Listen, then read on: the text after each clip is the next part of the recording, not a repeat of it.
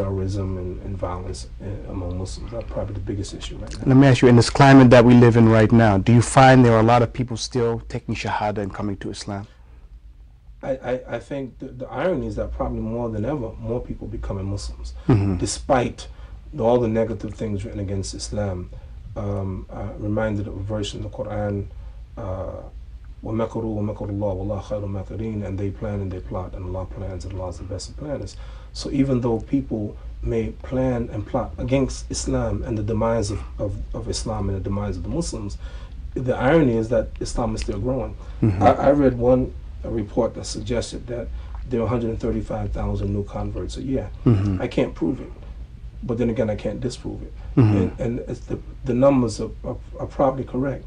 If you think about it, there are probably at least 2,000 masters in America. And even if you had one conversion a week, that's 2,000 people becoming Muslims a week, and you multiply it by 52. So you start to get a lot of Muslims, and I'm sure in some places, some instances, there's more than one person a week becoming Muslim. Sure, yes. Sure.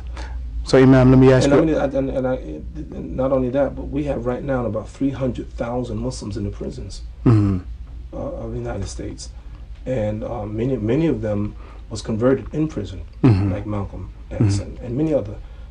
So in terms of just the sheer propagation of Islam in the prisons, in the colleges and universities. Tomorrow I'll be giving a lecture at the University of Massachusetts.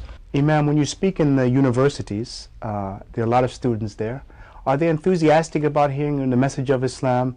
And do you find that there's a lot of follow-up and people actually accepting Islam? Virtually every week I'm giving a lecture in 2 or 3 universities across the country. And many of the students, many of them become Muslims. And then you have but let me ask you, when you give lectures in the colleges, what is the makeup of the audience? And do they really feel excited to hear something about Islam? I'll give you one example. I gave a lecture 2 weeks ago at Texas State University in a place near Austin, Texas. And the auditorium, the topic was Jesus in light of the Quran. What the Muslims say about Jesus. And the place was standing room only. The auditorium was filled up. Professors, students. I counted maybe 2 African Americans, most of them white. I counted a handful of Muslims, most of them non-Muslims, most of them Christians. The place was so packed, literally they stood with me, some of them sat on the front with me, on the sidelines, in the aisle, every seat taken, people standing up in the back. The response was tremendous. I'll give you an idea how tremendous it was. A few professors in the beginning told me that, Imam, many of the students are going to have to leave early. So I'm going to kind of give you a heads up. If they start walking out, it's nothing to do with your lecture. They have another appointment. And I said, okay. I gave the talk, and we had to stop for prayer. And I said, we did a question and answer period about 10 minutes. And I said, you know what? I know a lot of you have to go. At that point, none of them left. I said, I know a lot of you have to go. What we're going to do, we're going to break for about 10 minutes. We're going to make our prayer, and we come back. I expected when I came back for there to be a handful of students. Every one of them stayed. MashaAllah. And one of the professors who got one of the most prestigious awards for teachers in all the state of Texas, he told me, he said, Imam, that was unbelievable. He said, I was sitting next to one of the Christian students who was a staunch Christian. And he said, this is unbelievable. I didn't know the Muslims had that view about Jesus. I didn't know they respected and loved Jesus that much. I had no idea. And he said, you did more for Islam ever in the annals of the history of Islam in this country for this university. And he said, the whole university should have heard you. So this is happening across the nation.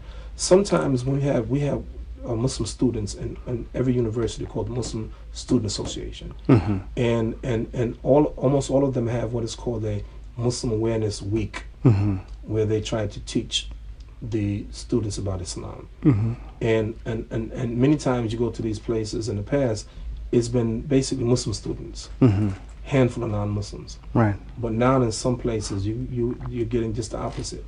And this is what we want. We want to expose non-Muslims to Islam, at least let them know what Islam is all about. Right. Imam, I know your time is very valuable, but I just want to ask you, as I'm asking all of my interviewees, as this program is entitled Islam in America, from your vast experience traveling around meeting the Muslims and non-Muslims of this country, from your perspective, what do you see as the outlook for Islam in America?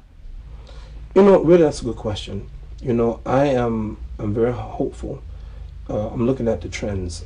The trends have been in the last few years that Islam is growing, A, in numbers, B, in institutions. I'll just give you an idea. In New York City alone, we have over 200 masjids in New York City, 35 full-time Muslim schools, thousands of Muslim businesses, and it's just growing. And despite having 35 full-time Muslim schools, we have 100,000 Muslim children going to public school in New York City. So we find Muslims in the very fabric of this society.